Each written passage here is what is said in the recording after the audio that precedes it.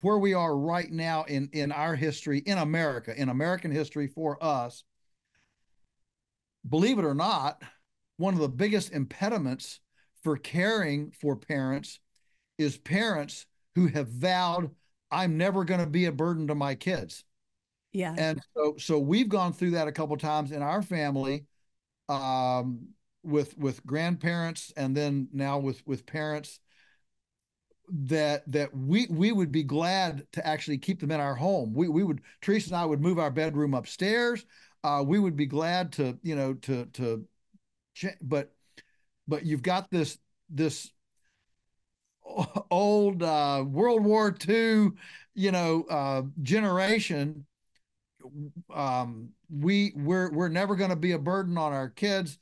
Many of them took care of their elderly parents, and so they don't want to be a burden. And so even though we are willing and happy to care for them in our home, they refuse to come because they made some sort of vow, and said we're not going to be a burden to anybody. And so that is as big an issue as I think the real question is, how do you care for them? So for us, if you know the Amish at all, they have what's called a doty house. So the Amish, so I'm gonna give you an example of an Amish. I'm very friendly with many Amish, and just it's a it's a very interesting um, dynamic. And so, for example, we know an elderly Amish couple who had no children. I I think he had scarlet fever when he was a little child, and was sterile. So they've never had kids.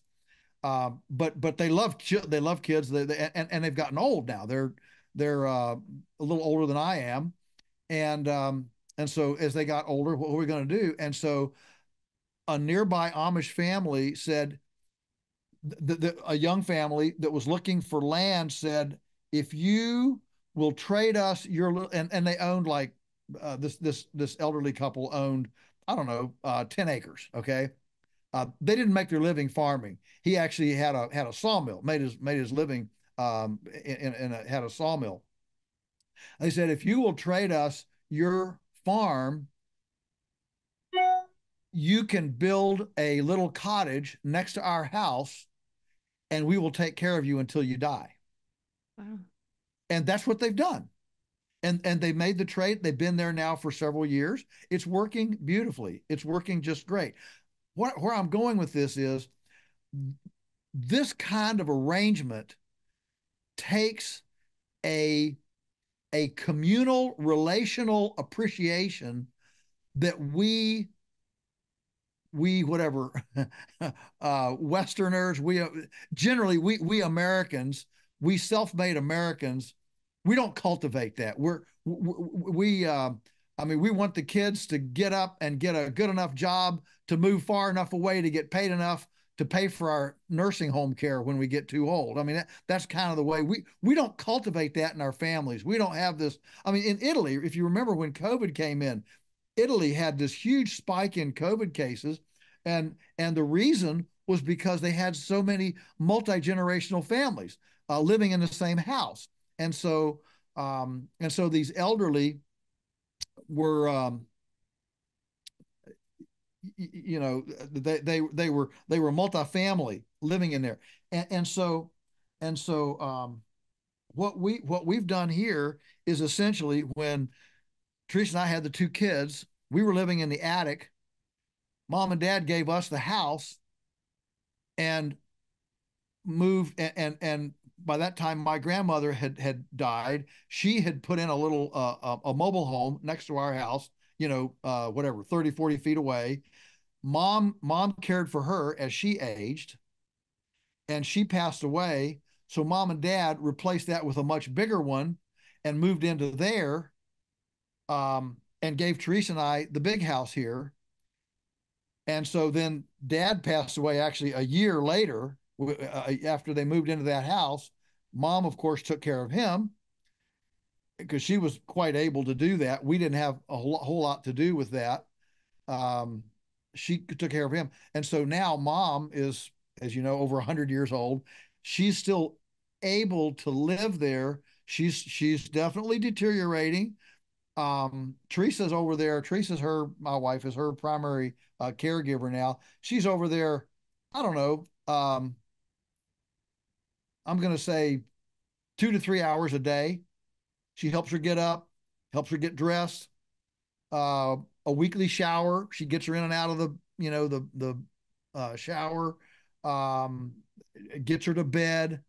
We she doesn't cook. We fix all of her meals. Um, and so we're just praying she doesn't go bed fast. If she goes bed fast, we probably, with our life responsibilities, it's going to be very difficult for us to handle it. We're going to have to get help, whether we institutionalize her or bring in help. Now, with all that said, what happened in March was a one of our customers um, lost her both of her parents in the last year, and so she kind of had this, um, it's not just grieving, it's almost orphaning. I don't care when you lose your parents, you're always an orphan. It doesn't matter how old you are. You become an orphan. I mean, by definition, I guess, if nothing else. But emotionally, you become an orphan no matter when that happens. And so, she's going through this, and then she's going through a very ugly divorce, unfortunately, and she needed a place to hang out, to a safe place. Abusive husband, different things. And so, make a long story short, she was down here picking up some meat one day, saw mom sitting on the porch, went up, talked to her. She had just buried both of her parents in the last year, and just said, "Hey, when you guys need a break, call me." And so, make a long story short, in March, she moved into mom's spare bedroom as an in home caregiver. Oh, wow. Teresa's still over there a couple of hours a day, but now there's somebody there. And she now has a safe place. We're paying her not what home health care would cost by any means, but she's getting a free place to live, free food. Her life is now, she can handle her, trying to get herself, back together. She has a safe place. She's able to minister to another elderly person that kind of, I think, emotionally has taken the place of her parents, as an object of care, and so still feels extremely valuable and useful there. And um and and we're just rocking along. And if I may be as candid as I know how to be, we just pray that mom doesn't wake up one morning. I mean, we as energetic. I mean, she was driving till 97. Okay. So she has lived such an active life, and it's really hard to watch her become so dependent now. I mean, to where Mm. she just depends on us for everything. I mean, four mornings ago, Teresa went over to check on her. The other lady was in her room on a phone call, and Teresa just went over, and there's mom on the bathroom floor. She'd fallen. She'd slipped, and she was down on the bathroom floor. So Teresa called me. I went over, picked mom up, got her up on her feet, and so this is where we are. I mean, this is just where we are. And um and what happened to our society? What happened to our society was we we lost we lost home centricity in our life. Our homes be in our pell-mell rush to get rich and keep up with the Kardashians and the latest fashion and the latest car and whatever else. We we lost the real values of life, which is functional family home centricity. And when we lost that, we lost all these threads of loyalty, relational care, and all those things that have glued tribes and families together for so long. And so I'm not a psychologist, but that's what I see. And we've just been really blessed to be able to have her close and have her, have her here when she was really, really healthy, and that was good.